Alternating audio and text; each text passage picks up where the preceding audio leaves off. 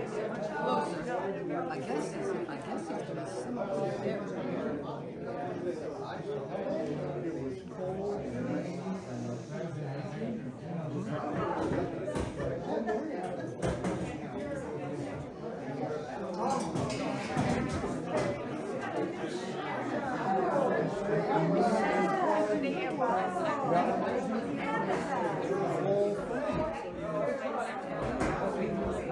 Yesterday we had a wonderful tour of the stone trees up at the farm, and Bill is going to teach us a lot more about that wonderful place. It was my first time there, and I just was, I think my kids said gobsmacked. I mean, my chin was on the ground. It's such a glorious, sacred, wonderful space. So I want to thank Bill a lot for opening it up, and also just to remind you, one thing that I learned about that particular place is that he invites people to come. You just go there. I never had been because I thought, but you're welcome to go anytime, and it's a lovely walk from the parking lot up, and anyway, highly recommended to you. And so today we'll continue with that wonderful story about that beautiful place, Elysian Hills. So, first, I want to ask, is Fran here? Fran Wingard Hansen? She writes such wonderful articles for our organization, and all of you probably read the one that appeared in the Commons this past week. So if you ever see her, thank her. We much appreciate her good work. Some of us of a certain age can remember back when Vermont was dotted with small family farms, or at least it seemed that way. You get in your car on a Sunday afternoon, you drive around, and there's some Holsteins in this pasture and some Jerseys over there, and you can see the tractor out in the field puttering around. Not long ago, visited the Champlain Lowlands, which used to be the heart of the dairy industry in Vermont, and in several hours saw one milk truck in front of one barn and saw any number of barns that obviously no longer had cows. So things change. I believe in the 1940s, when some of us were little, there were some 12,000 dairy farms in Vermont. Most of them what we would call family farms. They also had some chickens and eggs and a pig or two. And now I believe it's something like 800 or 850 dairy farms in Vermont, probably producing as much milk, because the change was that you had to go from your 25 cows to 500 or 1,000, and you may be milking with computers and so on. Anyway, the general point is agriculture isn't static. It changes. It's always been changing. You could go back into in 2 centuries back, and you'd find certain patterns, and it evolves over time. So what has happened? Vermont agriculture is still vibrant in certain sectors. And one of those is represented by Elysian Hills. Bill and Mary Lou had the land. You've got to start with the land. You need the land. And they knew what to do with it. They were imaginative. They were creative. They thought about new markets, new products, or a way to produce and sell the old products. So this is an example, and Dummerston has others. Walker Farm and the Bunker Farm and a number of CSAs, and you could duplicate that in every town, county around the state, where imaginative people are keeping agriculture alive, but in a different way. And so I think we should all be very grateful to Bill and Mary Lou and other people of a similar mind and imagination who have kept Vermont an agricultural state, even though the cows no longer dot the landscape. So welcome to Bill.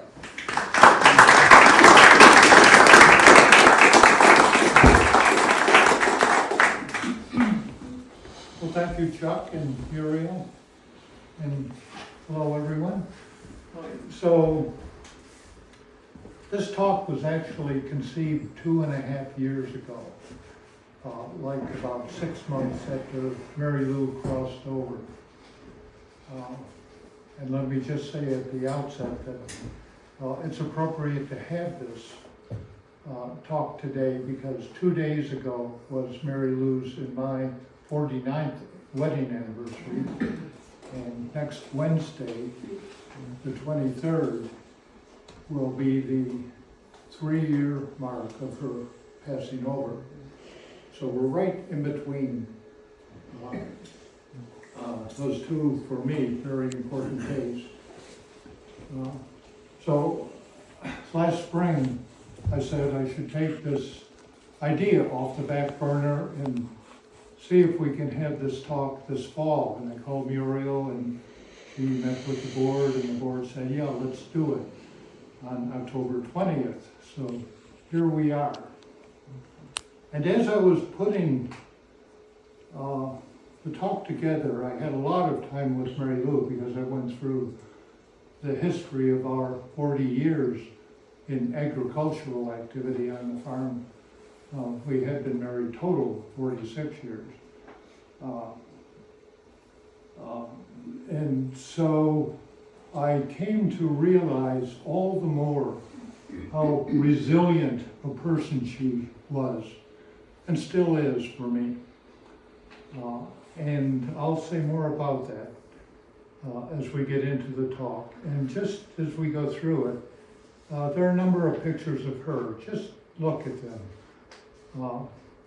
Remembering that this is a woman, well, I won't get into that now. I will get into it in a few minutes.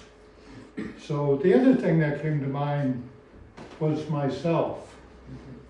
So I'm going to be 89 in about 3 weeks. And when I look at myself now, I'm realizing that I really am aging.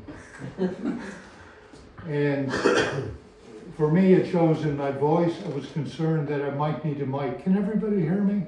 Yes. And I was concerned about my mind because I am definitely getting more forgetful and words escape me, not just names, but whole words. And so if during this talk you find me stumbling a bit or hesitating, just smile and say, okay, isn't that interesting? That's what I'm learning to do myself when I do dumb things. I just smile and say, where did that come from? Isn't that interesting?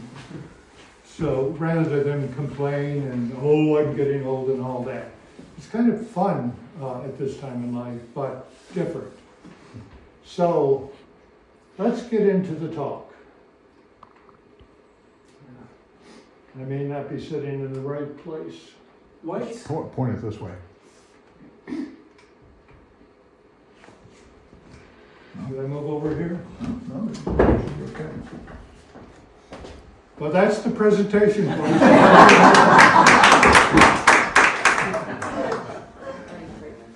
So this is the Elysian Hills, 138 acre property. This is the farmstead. And the open land, which is Christmas trees, is here. And the rest of the land is woodland, about 100 acres of woodland. I've got another whole program I could do on the woodland because I spent a lot of time in the woods. When Vermont legislature passed the current use program in 1979, Elysian Hills was one of the first woodland properties to get involved with that program. And the work I did in the woods was recognized as early as 1988 when Elysian Hills was named the Vermont Tree Farm of the Year. I really enjoyed working in the woods, but that's the last you'll hear of the woods. You see, there are a lot of trails on the property. All of these red lines are trails. So there are folks who come to the property and enjoy walks on it. So, wonderful picture here, taken in 1895. The house itself This section was built in 1791 when Vermont became a state. And this more modern edition, 1810.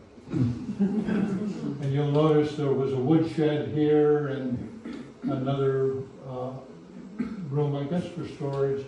And then outbuildings, a barn. The barn, I think, caved in the 1938 hurricane. Of course, there were oxen, horse. If you look closely, that's a carriage, horse-drawn carriage. And the owner of the property at this time was William Knapp. And William Knapp, then 46 years old, he bought the east third of Elysian Hills in 1937. And his family continued to own the farm until 1959. Over 125 years, the longest owner. And he and Mary Lou were always in a race on who lived at Elysian Hills the longest. She lived there 61 years. So, look at this tree, this locust tree. So bear in mind, this is 1895, and that's a fairly sizable tree. Look at it in this photo. That's that tree we were just looking at. Look how much it grew in, whoops, here I go, wrong one. That's all I really wanted to point out on that. Well, I'll go back to it in a minute. Yeah, so that shows 100 years growth. So my guess is that this locust had to be planted there in the early 1800s. And there's a whole row of them. It's a parade of locusts when you walk up Knapp Road. Knapp obviously comes from the Knapp family and the Knapp farm. So the house, has another 100 years on it. It also has siding and the woodshed is now a laundry, and there have been changes, and the more modern edition, 1978, shortly after Mary Lou and I were married. Okay, we're jumping up to the 1959 and the 60s. So in 1959, the Morels moved from Pennsylvania to Vermont. Mary Lou, her husband Lee, and daughter Camilla, who's here, and son Tim, or Lee, right here, and then another son who's not here, Tim. So they moved to Vermont to start a horse farm, a Morgan horse farm, to breed Morgans. Horses that would have the same disposition and conformation that the horses of Justin Morgan, the originator of the Morgans, had. And what they developed, I will mention the name Tamerley. Where did that come from? Creative family. So they took initials from the first names of everyone in the family. Tim, A.M. from Cam, Mary Lee, and Lee, Father Lee and Son Lee. Tamerley. Interesting. So they were very active in building this business. They put wings on the 1940 barn, new barn that was built after the hurricane. They built a 10,000 square foot, I hesitate to call it a barn, but that's what many people do call it. 20 stalls in it for horses, an indoor riding arena, the first of its kind in southern Vermont. And they also built a tack shop with a farm workshop at the end. And the tack shop, I'm told, had more inventory than any tack shop in Vermont for, horse-related things. And at the peak, there were 34 horses on the farm. So they did breeding, training, showing, boarding, all kinds of things with horses. Interesting situation. All of this to build up this horse farm with a future that I know Mary Lou from some conversations was really looking forward to. This was to be an equitation center with the riding arena and all.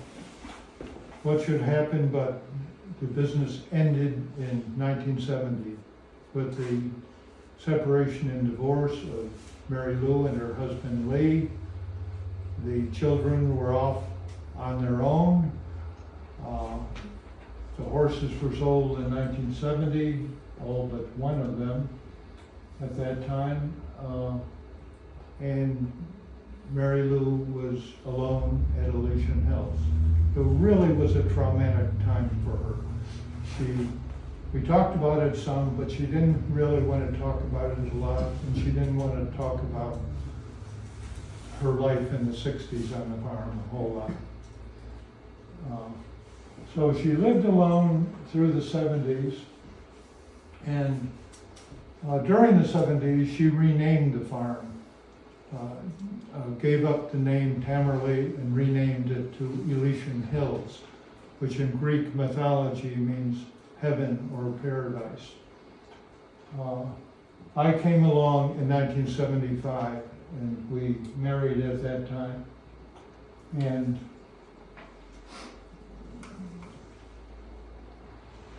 so here's Elysian Hills with the new farm sign. She surprised me. She had that made before we got married. That service happened in the living room on the farm, Quaker type service. And when I went out to get the mail the next day, there was the sign. That was really, really nice. So one of the first questions we asked ourselves, what are we going to do with the land? And the obvious thing that came to mind to start was, let's have a garden. We need a garden. And so we created a garden. And we grew enough produce, far more than we could use, that we sold some at the new fledgling farmers market in Brattleboro, which started in 1974. And I was happy to do that because I was director of the Wyndham Regional Commission at that time and helped establish the market. So I didn't have to go through a lot of rigmarole to sell the vegetables we had. One other thing I'll note, I don't think it was that year, it was sometime in the late 70s. Mary Lou loved tomato juice. So she canned 98 quarts one fall. 98 quarts of tomatoes. And anyway, so the garden continued on for into the year. So this is a great picture. What should happen but that a good friend, a neighbor friend, Cliff Emery, Eleanor's second husband, came by one day and had with him a small bottle of gill feather turnip seed. And it was about a thimbleful's worth of seed, not much at all, but enough certainly for us to plant and try the gill feather turnip. We had never heard of gill feather turnips. Turnips weren't a particular interest of ours. We didn't plant any in our garden, but we planted them. And in the fall, we harvested some. And, you know, a knobby, not particularly attractive, very homely looking turnip. Thicker skin than you would like. But then we prepared it and ate it as a vegetable and mixed it with mashed potatoes, and we cut strips of it to eat with dip. Wonderful taste, sweet, delicious. And we said, well, we wondered how many other people are aware of gill feather turnip. So we let it grow into the next year. The gill feather's a biennial. You get to seed the second year, not the first year. So we harvested some for seed, the seed, and we went down to Baker's bookstore and got some little brown packets and put some seed in each packet, and we took the packets down to Ag Way to see if there would be any interest in them.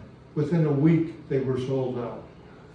So we did up more packets and took them to Ag Way, and they all sold out. So that was very interesting. So that's a field of, Pardon? that's That's the gill field feather of turnip in blossom. flower in blossom. Yeah, yeah. So,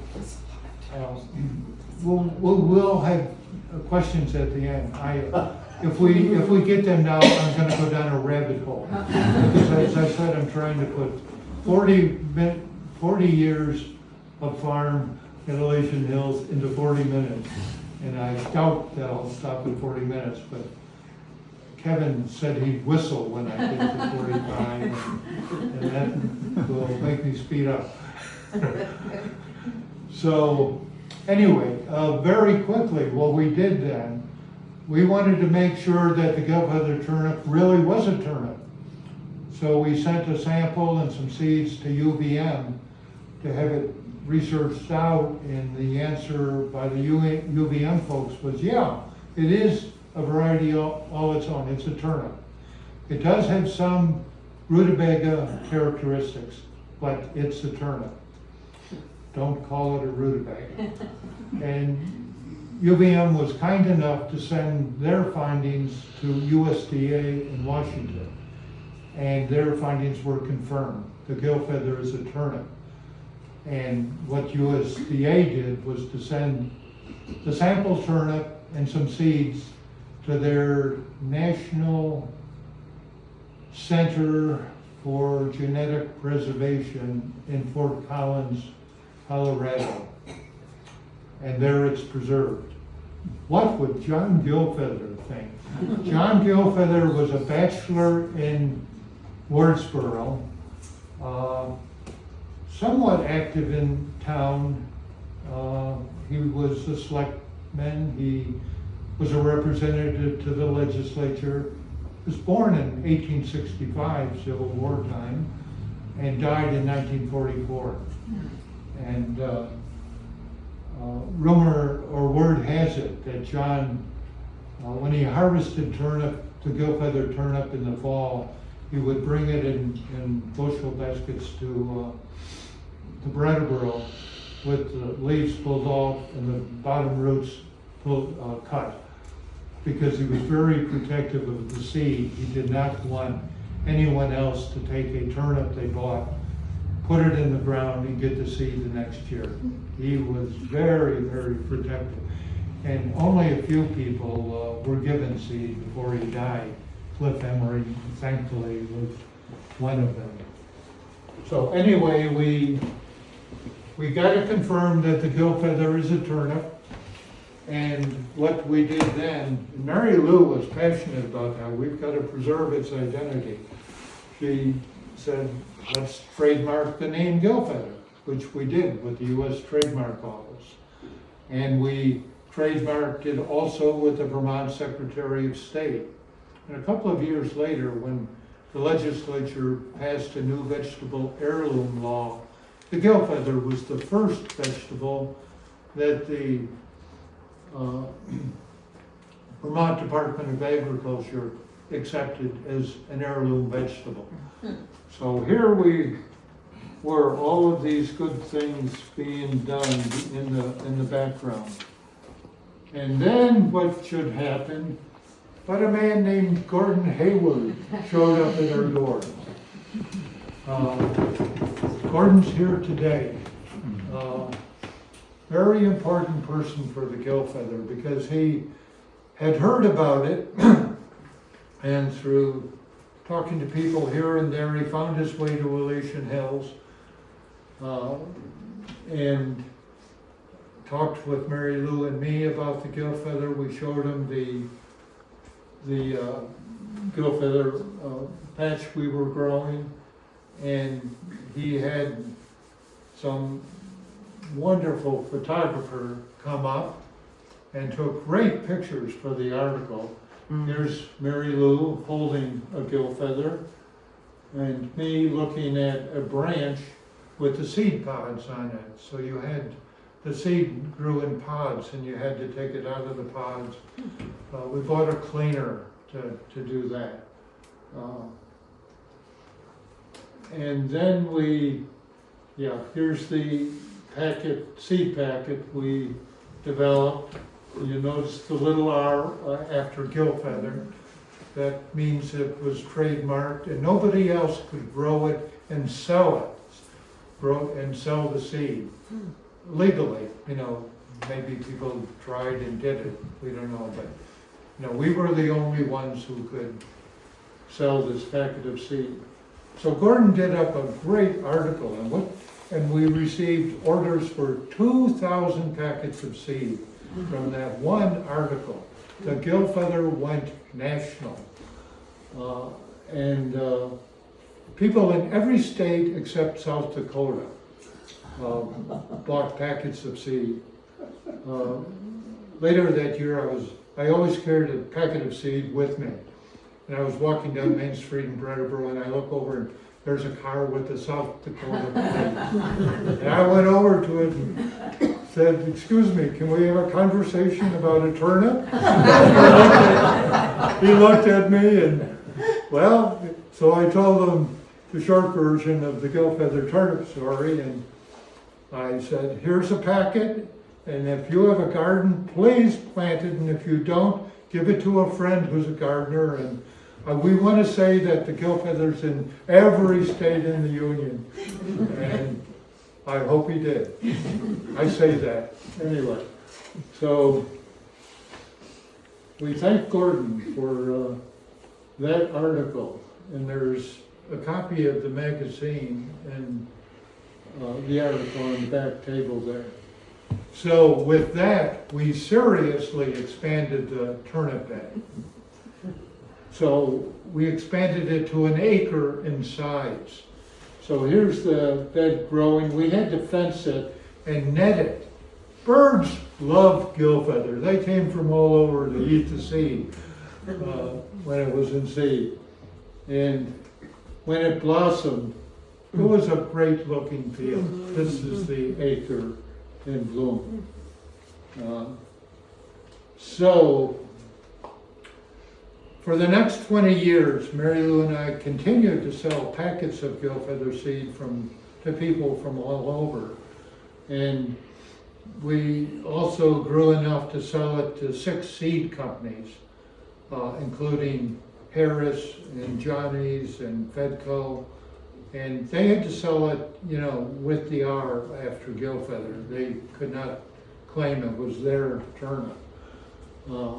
And there were articles every year, 1, 2, 3 articles, in all kinds of publications, from Vermont Life to the Reformer, several, Boston Globe, Christian Science Monitor, lots of farm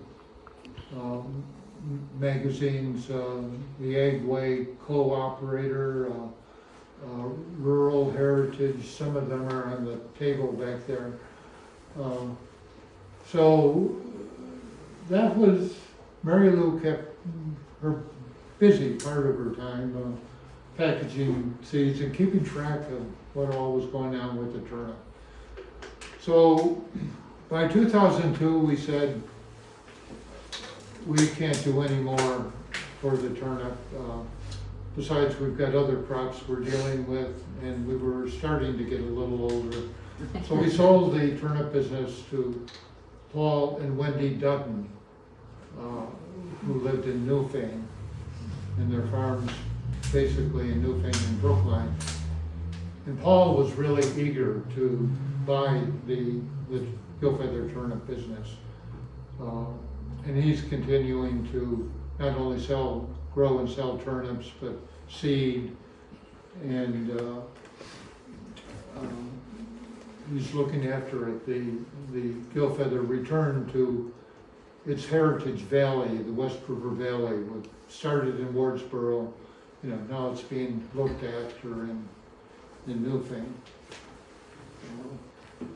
So, a few years after Paul bought it, the 5th and 6th graders at the Wardsboro School got interested in the Gillfeather, and they did some research on their own. The Gillfeather farm was still in existence, still is in existence today.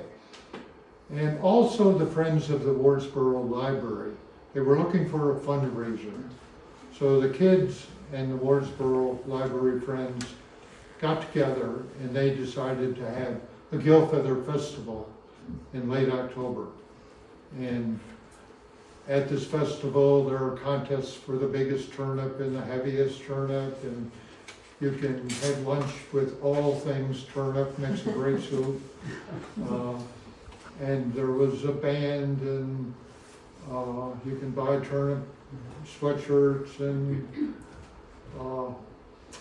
so that Gillfeather Festival Day continued every day since. Next Saturday will be the Gillfeather Festival Day in Wardsboro this year. So the school kids wanted to take it a step further. They said in 2014, let's see if we can make it the state vegetable. Now that was an ambitious thought, but they talked with their legislator, Laura Sibilia in particular. Laura did up a bill, and it got submitted to the legislature, went to the Agriculture Committee to get their input, and the school kids went up to Montpelier and talked to people of the committee. And 2 years later, in 2016, it became law. The Gillfeather became the state vegetable. It got its day in the sun. And what was really neat to make it fully the case that it was the state law, here's the bill, a very simple bill. It had to be signed into law by Peter Shumlin, who was the governor at that time. And so Peter had his secretary invite the kids and the Wardsboro Library Friends and Mary Lou and me for the signing, and in his office in the State House. And it was really nice. After words about the Gillfeather, he took out 2 pens and signed the bill to make it law, make it official. And he gave one of the pens to the school kids, and he gave the other one to Mary Lou. That chokes me up.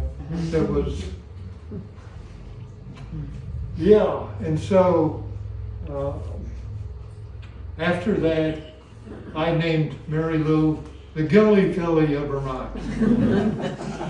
Yeah, beautiful picture. And I'll use this. I meant to say this earlier after the horse business ended. A few words about her, but I'll break in now. So the horse business ended, and I said that was a traumatic experience for her. She really loved her first husband, Lee, and that was over, the kids were gone, the horses were gone. She had gotten into horses when she was 10 years old and was really, looking to spend her life with horses. But all of that was past. And then the transition of from 1970 to 1975, and then a new life that began in 1975 when Notice what she and I married.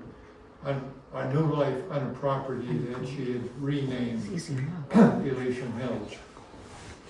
And in 1978, she was diagnosed with MS. So on top of this other stuff, she was told she had MS. And that had a major part in her life, the rest of her life, really. Thankfully, it progressed slowly, but it progressed.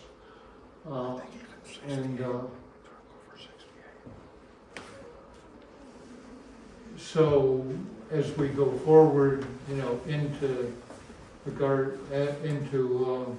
gill feather, two other crops I'll mention. What she was able to do in the way of field work wound down. And most of the field work was done by us. We had a little help here and there for specific things, but we did most of the field work. So this is the Gilly Filly of Vermont, taken sometime in the 80s.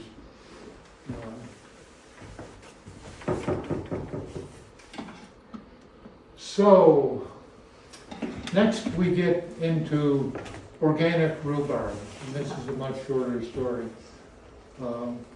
You look in the back, this is the gill feather field, just to let you see the fuller, the full size of the field. But here in the foreground is rhubarb. So we start small with our crops, it seems. We started with a thimbleful of seed for the gill feather, and the rhubarb originated in about a dozen or 15 rhubarb plants on an old barn abutment. I transplanted them to the field here and increased the bed and expanded it, and we sold some to Walker Farm and the co-ops and to individuals. Around 1988 or so, Ed Metcalf, see there was a name slip. Ed Metcalf, who lived in Whitingham in Jacksonville and owned the North River Winery, came by and said, "Bill, Mary Lou, I just got a great recipe for rhubarb wine from my uncle in Italy. Can you sell me 400 pounds of rhubarb?" And I looked at him and said, "Well, I think we can, but you'll have to give us a couple of years or 3 years to grow enough rhubarb to meet that amount." Well, we did, and he sold them rhubarb, and the wine is great, like the gill feather is great. Nice dinner wine. And so we continued to sell to Ed, and we expanded the rhubarb to an acre in size, like the gill feather. And we had enough rhubarb then to sell to Paul Harlow of Westminster as one of the largest organic vegetable farms in New England. And Paul took our rhubarb, organic rhubarb, and put it with his vegetables and sold it to Whole Foods in Boston and organic supermarkets down to New Jersey. So he did that for a number of years. Oh dear, I need to speed up. There's Kevin waiting, not whistling.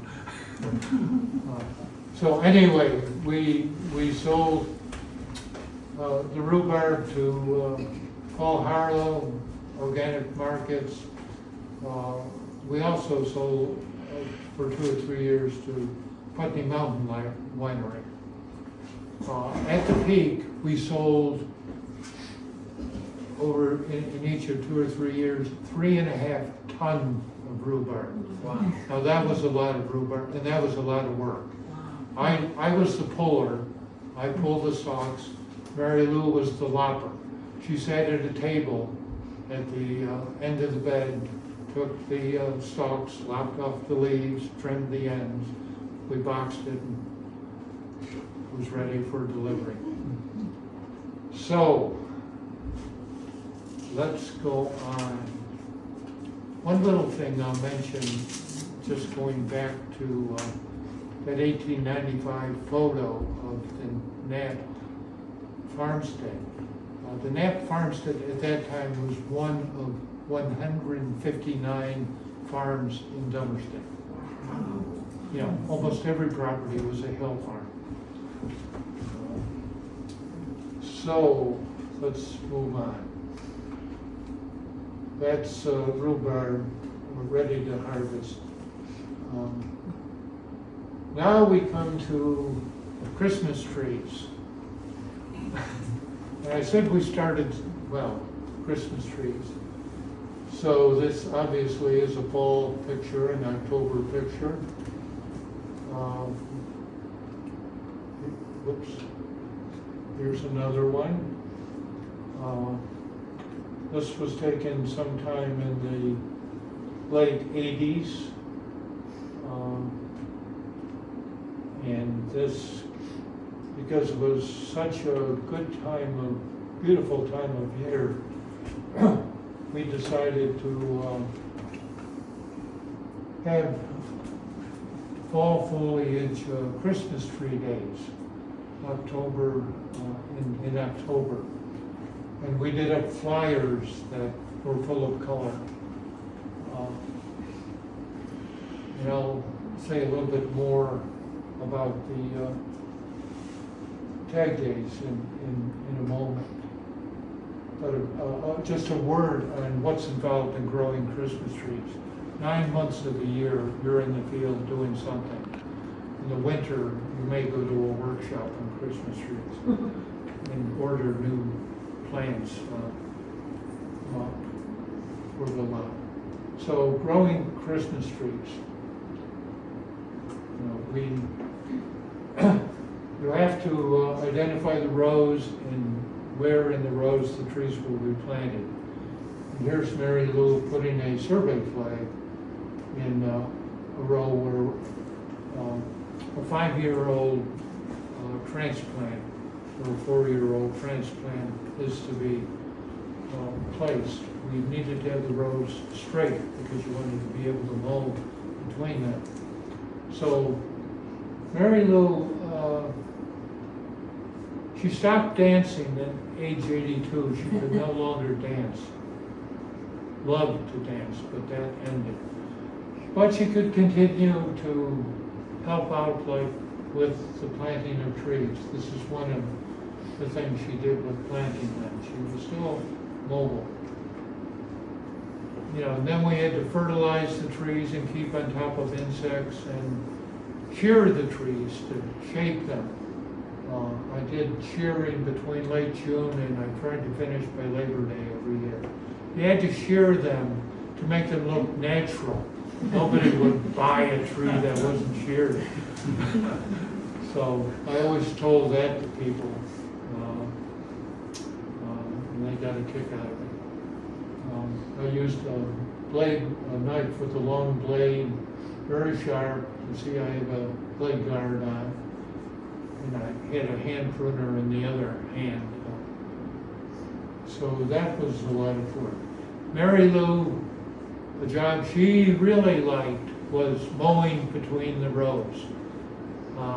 And she did that up until age 87.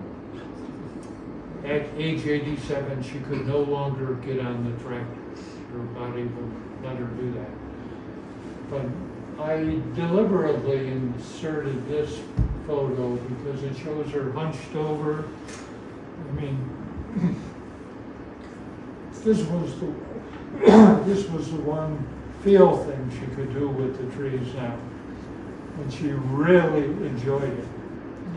stopped in 2013,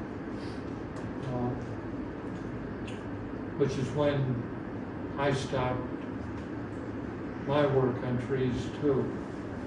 In December, well, I'm getting ahead. So we grew trees, we made and decorated wreaths and garland and table centerpieces. And we sold all of these in 4 different ways.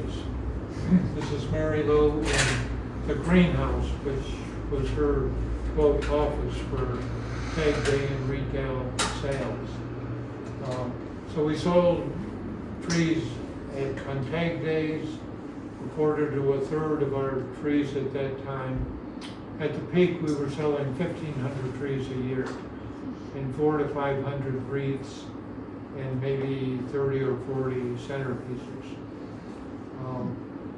So she,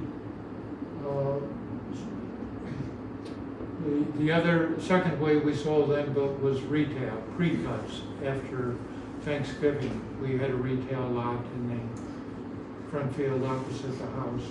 And then we mail ordered trees. We could mail order a 7-foot balsam tree, box 7 foot long, 10-inch square. Balsams compress nicely. We pulled it in with a winch. When it got to a customer, they pulled it out, boom! We got calls from several customers, wow! Our grandkids love it. We had a number of those customers for a number of years. And then the final way we sold it was small lots of trees, 50, 100, to sometimes churches, fire departments, schools, for fundraisers. But tag days was our favorite way in time of selling. So here we're set up for a tag day. The greenhouse. It was nice for Mary Lou too, because she not only gave out tagging material and took people's money for their trees and stuff, took orders for wreaths and garland and so on to be picked up in December. But she had a lot of time to visit with people, which she enjoyed. And yeah, so tag days. We wanted them to be fun days, not just sell Christmas trees. I mean, that was part of it, but we, through the 80s and into the 90s, we had llamas for a number of years, cider making, we had clowns. We had a group of clowns that came several years. They really enjoyed it. We paid all of these helpers with a Christmas tree or a wreath. And I gave wagon rides. I really enjoyed the wagon rides, and I think the people who took them did too. We went around the field and made several stops, one at the dog cemetery, and I'd stop to give a demonstration of shearing a Christmas tree. And at the top of the hill, which is where this is, great view to the south, we talked about land conservation. And here I'm pointing at Black Mountain, which is conserved. And then there's Wantastoquit Mountain. And I could identify Round Mountain in Brattleboro, the biggest mountain, quote, in Brattleboro, owned by the Thurbers. Their land was conserved, just like Elysian Hills. The Elysian Hills was conserved. So we talked about land conservation here. And now we go into retail sales in December, or starting the day after Thanksgiving. So this was our retail lot. You can see all the trees behind it and new planting here. We sold trees of all sizes, big trees.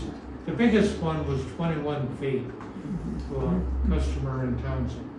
And we sold wheat trees. And we had a rack of just wheat trees. People like those. And every year we would give a tree to Brattleboro for Plenty Park, and we gave one to the town office for a wheat tree to the town office. And where did we learn about Christmas trees, how to grow them and how to sell them? We belong to the New Hampshire, Vermont Christmas Tree Association. 250 growers, meets 3 times a year. The spring and fall meetings are at growers' farms. And the morning session is under tents like this. We hosted the association a couple of times and put up these tents for one of those meetings. And so there's the morning business part and talks on everything from soils to insects to what you need to know if you're going to grow Christmas trees. And then in the afternoon, we went out into the field and learned how to shear and learned about fertilizing and all the stuff you need to know. So Mary Lou got into the association so much that she got herself onto the board. And what should happen when she was 84 and 85, she became president of the board. She was elected talk about resiliency. I mean, that tracked her until she was 87. The board had 16 people on, 15 men and her. And she chaired the board meetings. She loved it. And anyway, resilience. She could do that kind of thing. We always had a tree, of course, in our living room, and there's one of our trees. So in 2013, she could no longer mow. December of that year did me in. I always harvested the trees myself, cut them. I didn't want anybody else because of liability question. So I harvested 1,200 or 1,300 trees that year, and then threw them on. Took them off the truck, put them on the truck, took them off, set them up on the racks. We had help, but I, did a lot of it too. During the week, I did all of it. We didn't hire people to help during the week. So we said, that's it.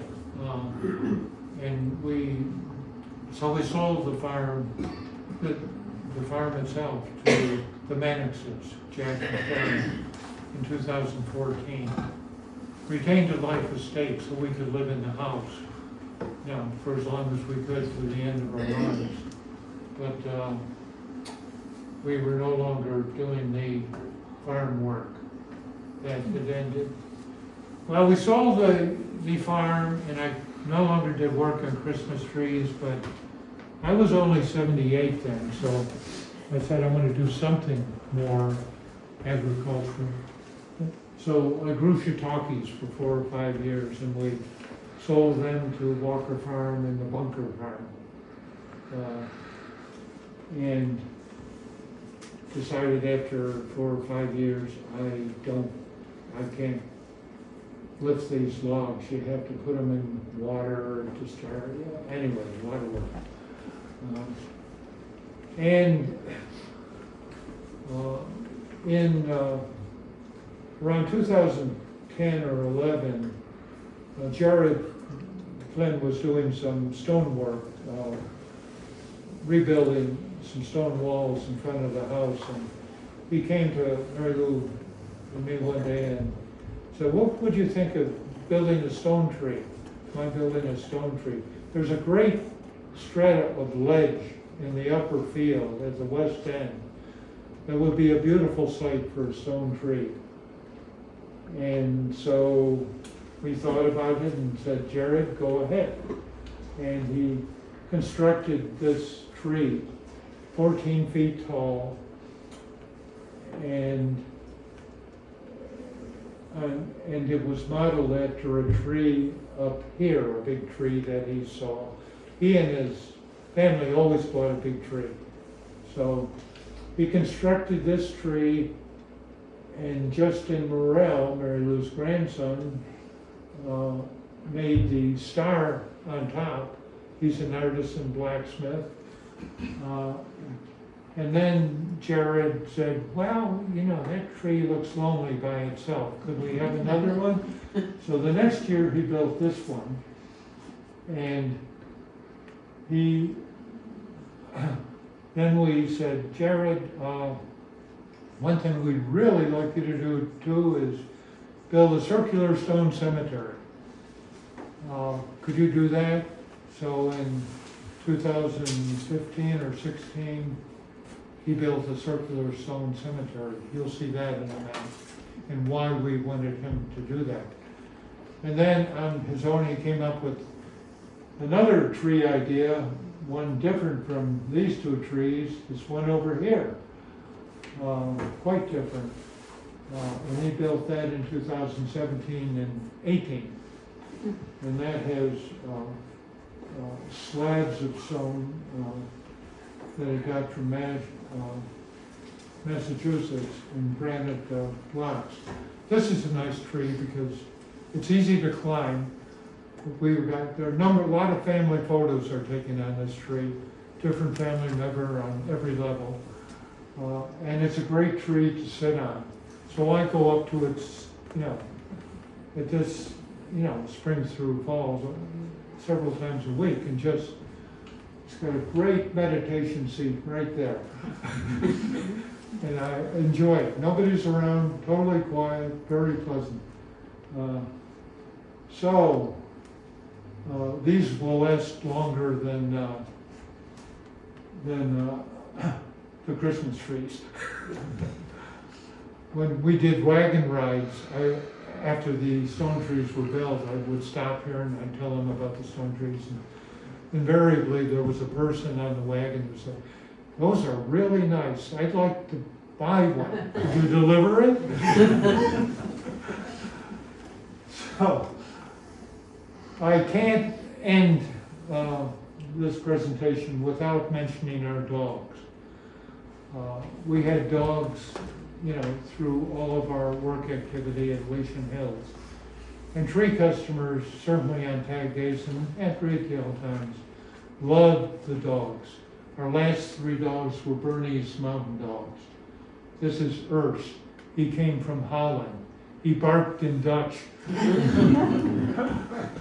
So this is Urs about 5 months before he moved on.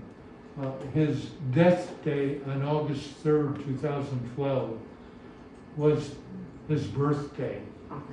He died on the day he was born. 2005 he was born. So we're winding up. So here we are at the Circular Stone Cemetery. And you see the markers for the 5 dogs. Here's Urs, he was the last one. And you see Mary Lou's grave, that's where her ashes are. So when I did wagon rides and we stopped here, every dog had a story. I tell a dog story to people, and I'd end it with, when Mary Lou and I die, we're going to the dogs. And this is where Mary Lou now is, and I'll be next to her someday. And we wanted a circular stone cemetery because the circle for us represents ongoing life. We are born into this world, we live out our human life, we're souls, we're conscious, fundamentally, we live on. Death is just, physical death is just a doorway to our ongoing eternal existence. Like the seasons, like time, there are a lot of stories about circles and mandalas. So this was a really nice creation by Jared. We gave him the idea and he came up with the design and built it. So that's where we are. And there I am with my bride. And here's another picture of us. We we loved our time at Elysian.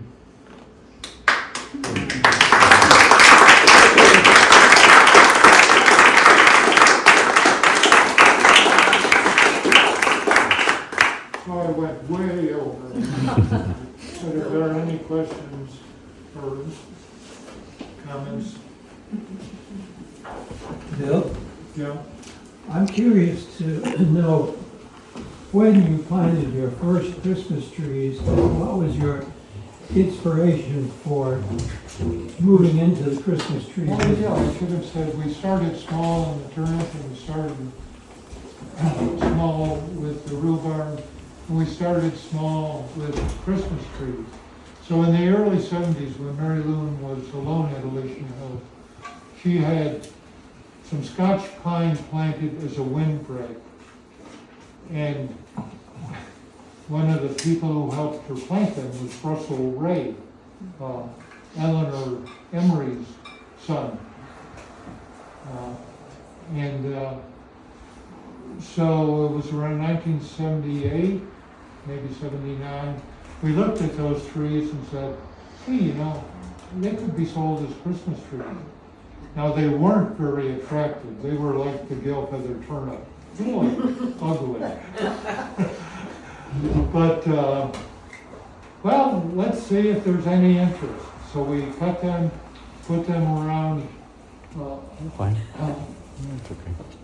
fence by one of the paddocks. And thankfully, we had a number of friends. Good friends. So they came and they bought those trees. And so we said, well, let's grow Christmas trees. Now, we didn't have any more of our own, so we bought them in for 5 years from a grower in Dorset, and but started planting immediately in 1979 or 80. And by the mid-80s, we had our own trees. And then we kept enlarging the bed to cover almost all of the open land. There were some areas you couldn't plant them, as well, up and down the middle field. Anyway, we got to the peak number of trees we had was 20,000. And, you know, from that we sold up to 1,500 a year. So,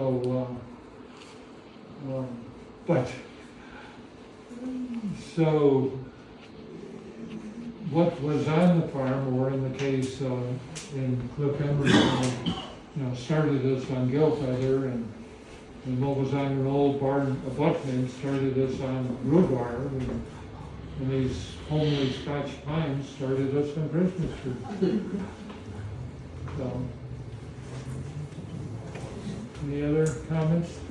There are a lot of things on the table, you can take a look at if you're interested. Well, thank you very much.